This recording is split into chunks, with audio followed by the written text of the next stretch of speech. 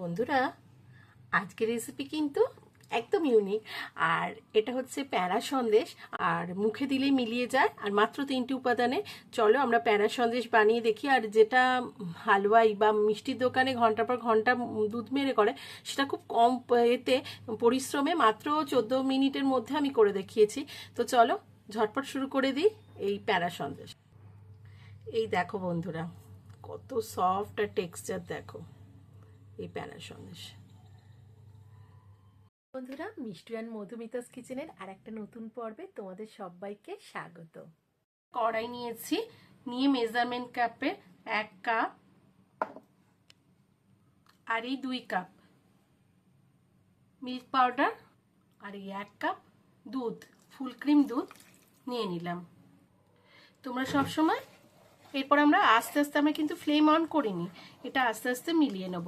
আর তোমরা এই ধরনের মানে এর ক্ষেত্রে একটা বাটি বা কাপ কিছু একটা মেজারমেন্ট ঠিক করে নেবে। প্রথমে আগে এইরকমভাবে মিহি করে গুলে নেব, তারপর ফ্লেম অন করব। বন্ধুরা মিহি করে গলার পর আমি এটা টেম্পারেচার অন করে দিলাম, মিডিয়াম টেম্পারেচারে নাড়তে থাকছি।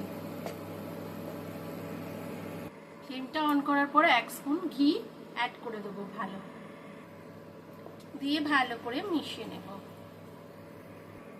আমরা পুজোতে বা কোনো স্পেশাল অকেশনে এটা বানাই। আর বন্ধুরা, আমি দেখানোর চেষ্টা করছি মিষ্টির দোকানে যে অনেক অনেক দুধ মেরে অনেক সময় ধরে করে, সেটা না করে খুব চটজলদি, অথচ ঠিক একদম প্যারা সন্দেশ কম সময়ে চটজলদি হাতের কাছে থাকা উপাদান দিয়ে করা। এইরকম রেসিপি ভালো লাগলে দেখতে দেখতে একটা লাইক দিয়ে দিও। আর আমার চ্যানেলে নতুন বন্ধু হলে চ্যানেলটাকে সাবস্ক্রাইব করে নিয়ে পাশে থাকা বেল আইকনটাকে ক্লিক করে নেওয়ার অনুরোধ রইল। এই সময় আমি 1/2 স্পুন গুড়ের চিনি দিচ্ছি।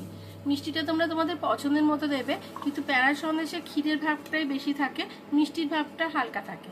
তো এই জন্য আমি সেইরকমভাবে দিয়েছি। এবার তোমরা মিষ্টির ভাবটা কমিয়ে বা বাড়িয়ে নিতে পারো। আর দিচ্ছি 1 স্পুনের মতো ছোট এলাচের গুঁড়ো, থেতো করে নিয়েছি। বন্ধুরা, নাড়তে নাড়তে সমানই ধারগুলো চেঁচে চেঁচে মিশিয়ে নিতে হবে। দেখো, মিনিট 5 বাদে কিন্তু এরকম থকথকে হয়ে যাবে জিনিসটা। বেশ ততক্ষণ নাড়তেই থাকতে হবে। আর মিডিয়াম টু লো ফ্লেমের দিকে নাড়াই ভালো, খুব হাই ফ্লেমে করবে না, তলাটা পুড়ে যেতে পারে, ধরে যেতে পারে। মিনিট 10 বাদে দেখো মোটামুটি অনেকটাই থকথকে হয়ে গেছে, আর একটু নাড়তে হবে। আর দেখো প্যান ছেড়ে আসছে।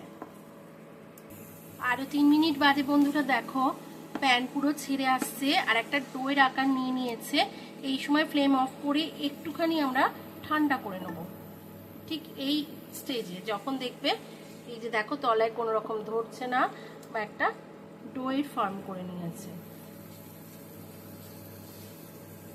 এই সময় ফ্লেম অফ করে দেবো। একটু ঘি দিয়ে দিলাম যাতে স্মুদি টেক্সচার হয়। এখন টেক্সচারটা এখন মন্ডটা একদম হালকা গরম আছে, পুরো কিন্তু জুড়িয়ে যায়নি। এইবার আমরা প্যারা শেপ নেব। মিশিয়ে দিলাম ঘিটা, আর দারুণ সুন্দর একটা গন্ধ ছেড়েছে, এর জন্য একবার বানাতে হবে প্লিজ। এই দেখো বন্ধুরা, এই প্যারাটা কিন্তু একদম সুন্দর করে রেডি হয়ে গেছে। বন্ধুরা, তৈরি হয়ে গেলে আমাদের প্যারা সন্দেশ। মাত্র 2 কাপ 1 কাপ দুধ আর 2 কাপ মিল্ক পাউডার দিয়ে কত গুণো আর কি মোটা সাইজের প্যারা সন্দেশ হয়েছে বলো। এবার যদি ভালো লাগে লাইক শেয়ার কমেন্ট করতে ভুলো না। আমার চ্যানেল নতুন বন্ধু হলে চ্যানেলটাকে সাবস্ক্রাইব করে নেওয়ার অনুরোধ রইল। সামনে থাকা উৎসবে রাখি পূর্ণিমা, শ্রাবণ মাস চলছে, ঠাকুরের কাছে বানিয়ে দিতে পারো।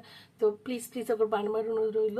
এখন আমি আসছি, আবার হাজির হয়ে যাবো নতুন কোনো রেসিপি নিয়ে। ততক্ষণের জন্য ভীষণ ভালো থেকো, সুস্থ থেকো, টাটা।